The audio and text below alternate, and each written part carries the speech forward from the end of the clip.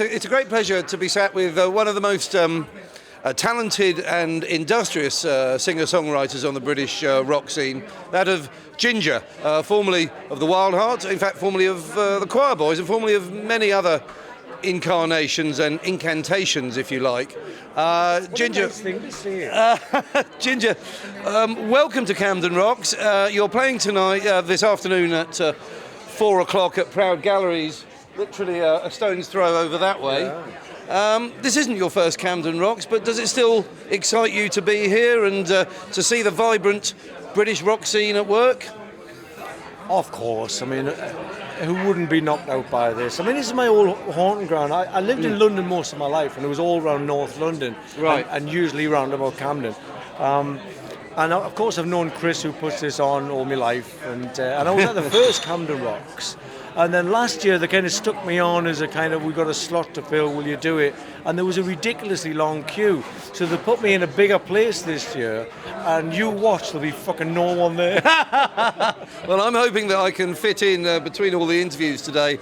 Pop over there to Proud to see your set. What have you got planned for Proud this afternoon? Well, we just had a massive meltdown, which is why I'm running late. Someone forgot the computer that has all of our backing tracks. There's only me and another fella playing acoustic guitars, and everything else is on backing tracks. Yeah. And it was just one of those moments where we're like, do we cancel? Do we just go back? Or do we just get a beer and let it sort itself out? And we got a beer, and you know, the brain kicked in, and we've managed to salvage the show. So, okay, exactly what we're going to do at this point, I still don't know.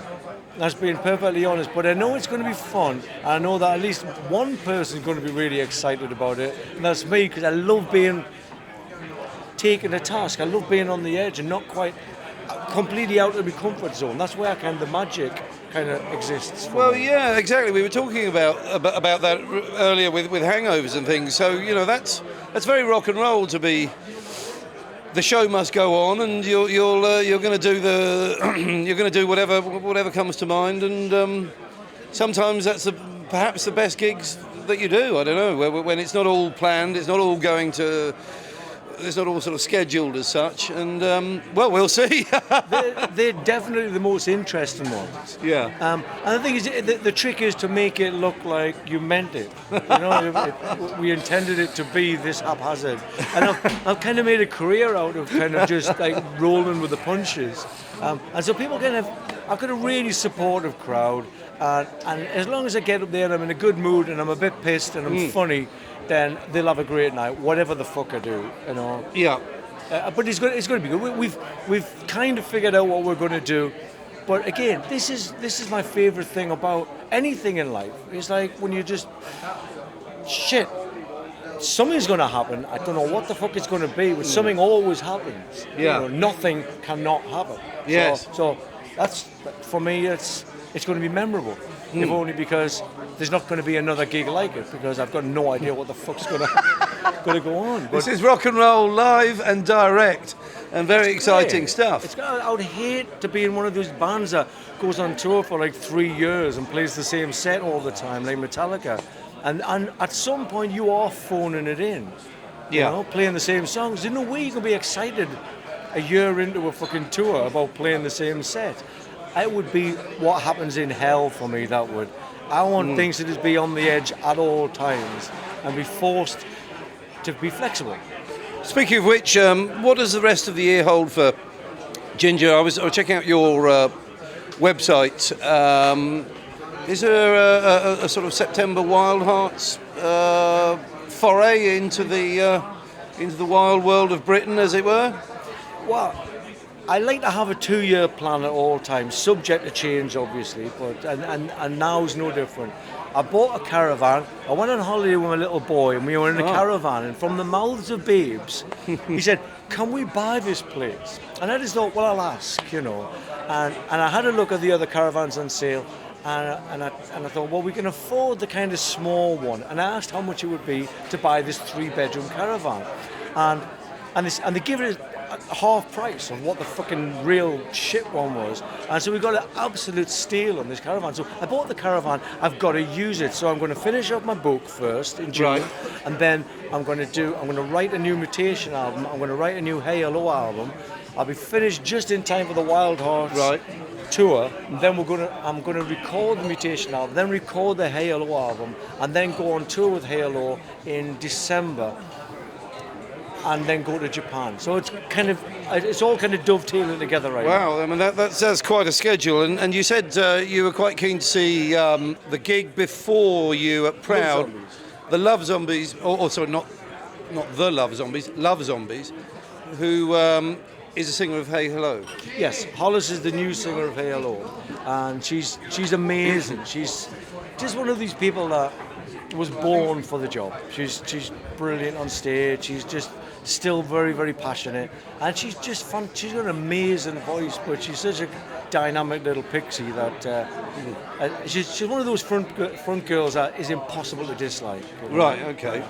She's got it all, and they're a great band. They're very much reminiscent of like early Blondie and stuff. Oh right. Okay. Got a bit of Buzz Cox and stuff in there. So real good songs, great energy. So they're a good band, and I hope Hey Hello don't force them into like calling it a day, because the last thing I want to do is fuck with their band by getting her in my band. But it's rock and roll. You can be in two bands, you know. There's nothing wrong with that. You know? You're renowned for being, having a very loyal following, but you've nurtured that following, and you're very communicative with your fans, and you've been part of this interaction and sort of what's it called when fans sort of what is it called? Sponsor albums. Fan funding. I was searching there through the fog of my hangover, and I couldn't find it. But you've helped me out there. Yeah, tell us a little bit about that. I mean, you're one of the pioneers of that. Yeah, well, Morrissey said something recently about fan funding being a bit sad, and I was just like, I like Morrissey. I think he's really funny. Well, what a ridiculously out of touch comment. The people that want you to succeed more than anyone are your fan base. Now, if you're rich, like Neil Young, and you're asking for your fans to fund a fucking triangular flak player, then you're. But if you have got like 1,000 fans, 500 fans that you can rely on that really want you to survive, the industry's going to willingly watch you fail. Your fans want you to succeed, and them all chipping in enables you to make an album and a bit of a living if you're good live, and you can sell some T-shirts. It's not the future of music. Music is in such a state of flux right now. The future is anyone's a gamble.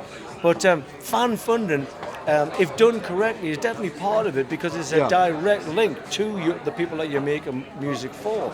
And what's more important than that is breaking down that final wall of wanker, where the rock stars think they're a bit special and a bit above the crowd. You're all in this together, and you should be communicating and finding out, who the fuck are you? You know what I mean? What's your name? I see you around all the time. That said, Ginger, there must have been a phase in your youth when ego perhaps got a little bit, you may have come through it now, of course, but when perhaps you were a wanker. Not really, but I was a drug addict, and that's kind of the same thing. You're kind of ignoring a lot of responsibilities when you got a crack pipe stuck to your mouth for the Okay.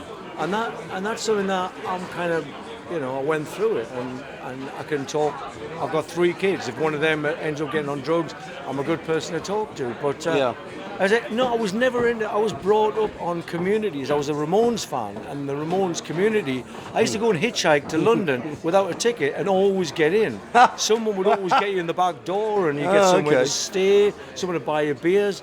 And I always wanted a community, and being from like a punk background, I never really had a heavy metal ego. You know what I mean? Right. Even though I had long hair, and I always got lumped into that heavy metal kind of stables, being in Kerrang and stuff. Yeah. But as a Stones kind of punk, left-wing socialist kind of working class Geordie, if I got an ego, it would be beaten out of me within 5 minutes of being home. So it was never.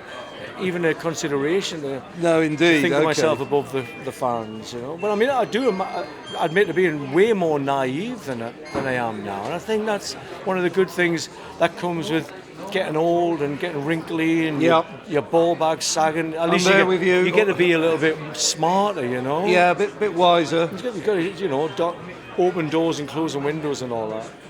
Well, Ginger, it's been a great pleasure chatting, and wish you the very best with the show this afternoon at Proud. Are you going to be catching any other of the bands after your show? Or Oh yes. Oh yeah. What have you got? I've got Trail of the Dead at 6:15. Right. I've got The Dictators are playing. Yeah. At about 8 o'clock. Michael Monroe's playing, so and I used to play with him. So You used to play with Michael Monroe, yes. I'm going to be say hello interviewing him to the later. boys and everything. That'll be nice. And then there's this ridiculous party at Proud Galleries that I'm going to regret, like you regret your drinking last night.